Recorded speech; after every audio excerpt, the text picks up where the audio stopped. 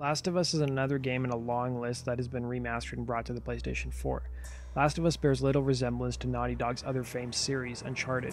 Uncharted is an Indiana Jones-style action game, while The Last of Us is a truly dark tale of survival in a post-apocalyptic world ravaged by disease, desperation, suffering, and human selfishness.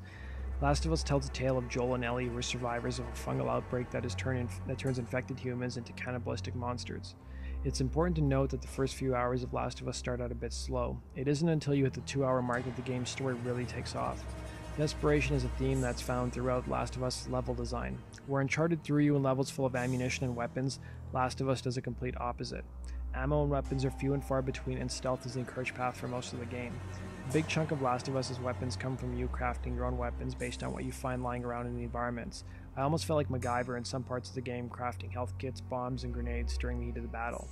Rarely before have I ever played a game where I felt an emotional attachment towards the characters. Both Joel and Ellie are likable characters, but at the same time flawed, just as humans should be. Ellie represents the complete opposite of Joel's deceased daughter, who has known nothing but the outbreak her whole existence. The more intense moments are balanced perfectly by Ellie's childlike innocence when she makes small talk with Joel, asking inquisitive questions about what the world was like before the infection spread. One of the best parts of Last of Us is the pacing and variation in enemies you'll be fighting. The enemies you'll fight come in different shapes and sizes, and include the infected and common criminals.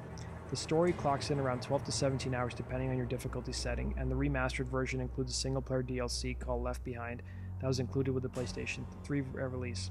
Left Behind adds an additional 2 to 3 hours of gameplay. My only main gripe is that sometimes the AI can take you out of the experience. Sometimes a friendly AI would walk past enemies without the enemies reacting or noticing anything at all, and other times the enemies would attack me even if I was further away than the friendly AI. There was also a few times when I noticed my characters clipping through walls and objects, but these were few and far between. As if the single player and DLC wasn't enough of a package, Last of Us also features a pretty good online multiplayer component. Comprising of several modes, Last of Us' online components are extremely enjoyable and addictive, and add another several hours worth of gameplay to an already great package. I honestly don't know what else I can say after playing Last of Us. Had Last of Us only been a single player experience, I would still feel the same way about it.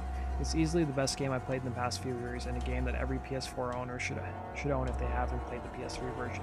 To read my full written review, click the link below. Thanks.